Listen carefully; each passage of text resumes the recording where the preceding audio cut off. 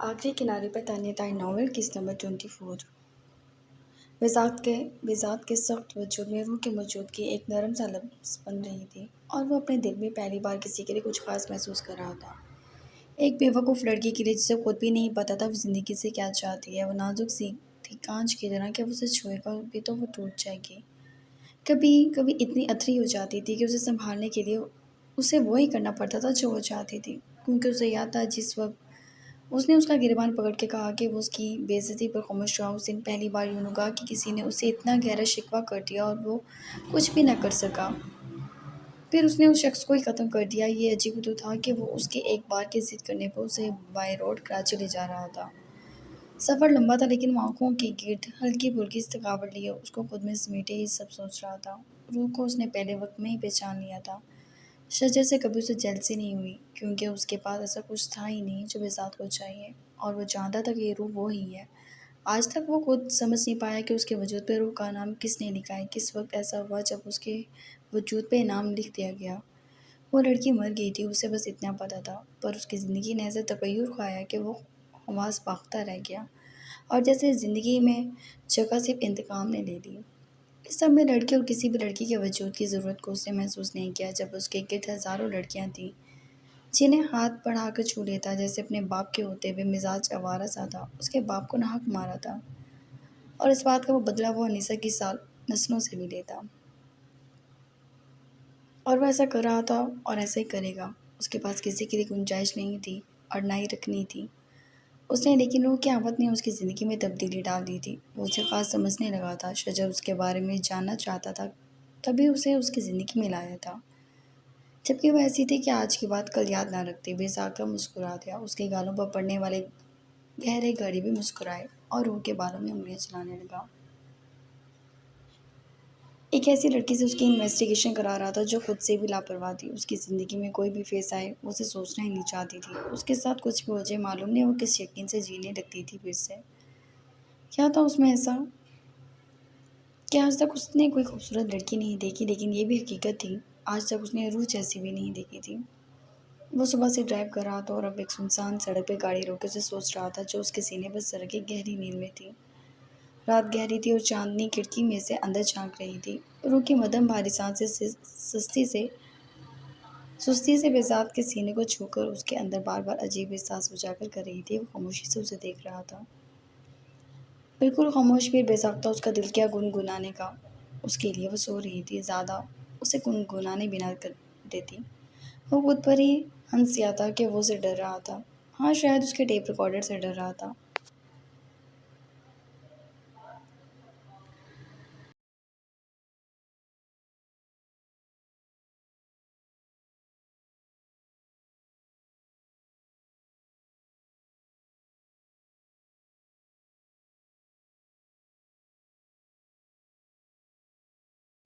آہستگی سے سر اٹھایا تھا اس نے، عجیب گدگدی سی ہوئی تھی اس کے اندر، کیونکہ وہ گا رہا تھا۔ ہمیشہ بالکنی سے جھانک کر اس نے دیکھا تھا، اتنی پرسر رات میں وہ گاتا تھا۔ اسے سنگر ہونا چاہیے تھا، معلوم نہیں وہ بگڑ کر دہشت گرد کیوں بن گیا۔ اتنا حسین، اتنا خوبصورت گاتا تھا، جس لڑکی کے لیے وہ گائے گا کتنی خوش قسمت ہوگی وہ۔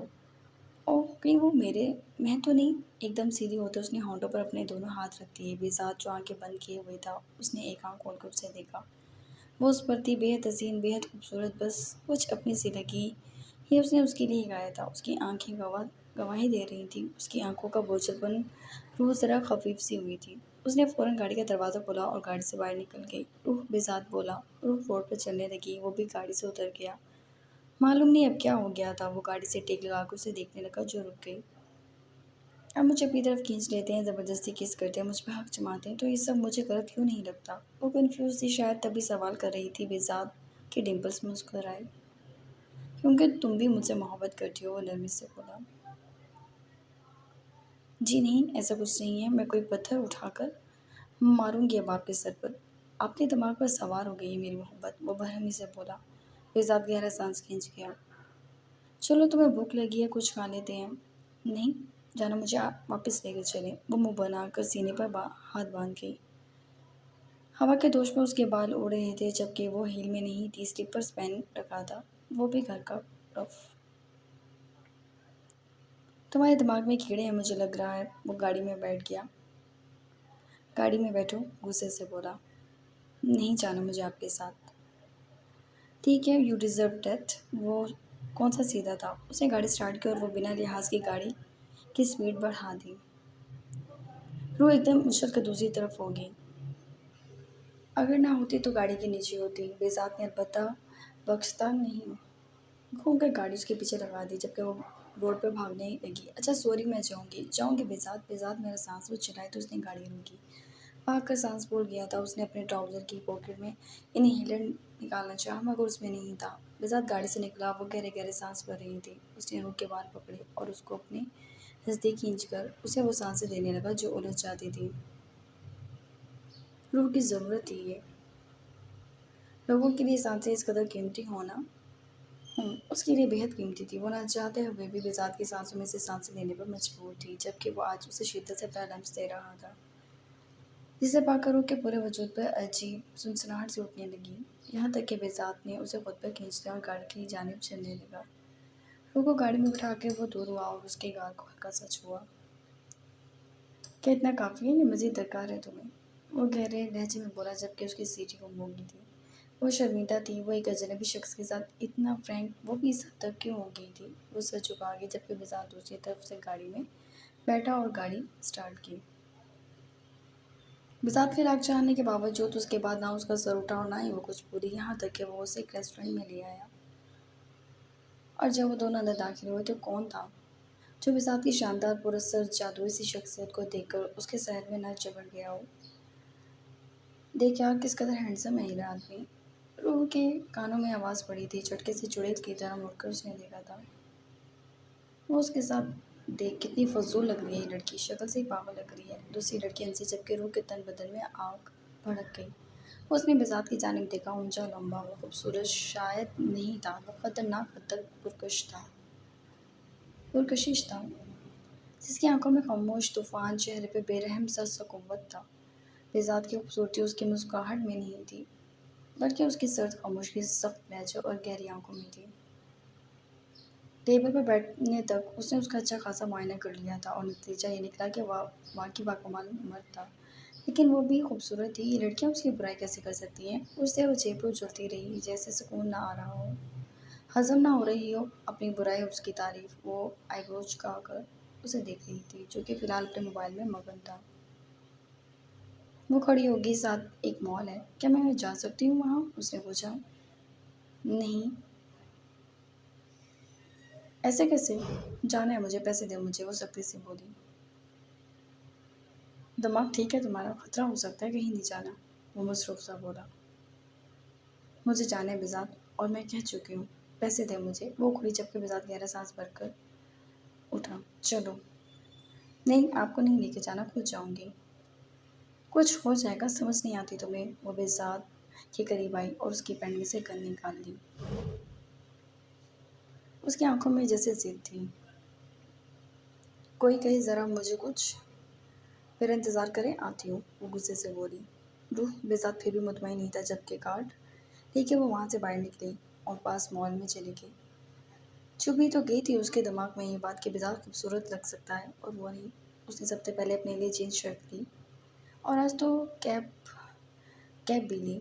چینجنگ روم میں جا کے اس نے شرٹ پہنی، اس پہ بلیک اور گولڈن کوٹ پہنا اور باہر نکلی تو سلیپر ٹیک وہ شاپ میں آ گئی۔ وہاں سے اپنی پسند کی بلیک ہیل شوز لی اور بھی کاسمیٹک کا کچھ سامان خرید کر اس نے لپسٹک لگائی اور پرفیکٹ لکس نکال کر پورے ایٹیٹیوڈ سے چلتی ہوئی وہ ہوٹل میں آئی تو شاید ہی ہوٹل میں کوئی ایسا وجود تھا جو اس پر سے نگاہ ہٹا پاتا، اور وہ سیدھا چلتی ہوئی ان دونوں لڑکیوں کے آگے ہو گئی۔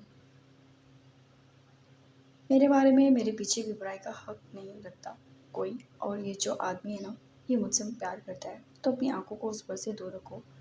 وی are perfect with each other, mind it, کہہ کر وہ ان دونوں کے کھلے منہ اگنور کر کے بےذات کے سامنے جا کے بیٹھ گئی جبکہ بےذات سنجیدگی سے اس کی حرکتیں دیکھ رہا تھا۔ کافی خوش تھی اب وہ۔ کیسی لگ رہی ہوں؟ اس کے سوال پہ بےذات نے ذرا سر ہلایا۔ تو یہ ان لڑکیوں کو بتانے کے لیے تھا؟ آف کورس، آپ کی تعریف کر رہی تھی، بس مجھے جیلسی ہو رہی تھی۔ خیر، یہ آپ کا کارڈ، آپ کی بندوق اور آپ کا بل۔ फैजाद ने 1.5 लाख का बिल देखकर खाना ऑर्डर किया। दे दूंगी, सीटी ही गुम होगी आपकी तो, वो मुंह बनाकर बोली। फैजाद ने आईब्रोज फैजाद आईब्रोज झुका किया और सर झटक उसने खाना ऑर्डर किया, जबकि रोज हैरानगी से देखने लगी। ऑफर में तो फंड इतना बड़ा आता था जितना इस वक्त वो खर्चा करके आई थी, और उसने बिल को बस एक नज़र देखा और शजर की तरह डांटा भी नहीं और मुस्कुरा थी। शजर को चैन ही नहीं था, ना ही आना था। जिया की मौत इतनी जल्दी हजम नहीं की जा सकती थी। उसका बस नहीं चल रहा था बिजात के इतनी ही गोलियां मारे जितना उसने बेकसूर लोगों को तंग करके रखा था। कल पेशी पर डाल दिया है शजरबाज, कुछ कर क्यों नहीं रही। अभी कुछ देर पहले हारून उस पर था रहा था। सर मैं कोशिश कर रहा हूँ, मैम को ना जाना पड़े, मैं खुद सब देख लूँगा। कोशिश किस लिए, क्या कोशिश? मेरी बीवी का नाम उछल रहा है। तुम चाहते हो मेरे दुश्मनों के सीनों में चैन उतरे? निशा नहीं जाएगी कहीं, तो बेहतर है तुम इस सब को देख लो। उसने फ़ोन खटक से बंद कर दिया। जबकि शुजा यहाँ हैरान था, पलवशा भी उसके साथ शामिल होगी, वो भी उसका साथ दे रही थी। बड़ी बेचैनी से ये वक्त गुजरना था। तो हमारी तबीयत ठीक है? अनीसा को बुखार चढ़ गया था। हारून ने उसके करीब बैठते सवाल किया, जबकि अनीसा ने उसकी जानिब देखा। हारून मुझे रूह से मिलना है, वो बिला के उसके आगे हार कर रोती। हारून का चेहरा स्मार्ट हो गया। मुझे लगता है हारून वो मुझे मार देगा। वो वो बेजात मुझे मार देगा। मेरी रूह उसके पास है, मुझे मेरी रूह ला दो। हारून का चेहरा इस कदर स्मार्ट था कि अनीसा भी खामोश हो गई।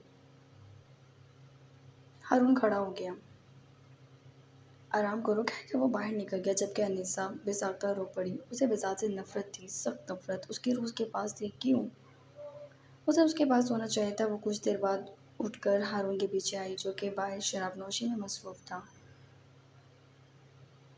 हारून, अनीसा मैं फ़िलहाल कुछ नहीं सुनना चाहता।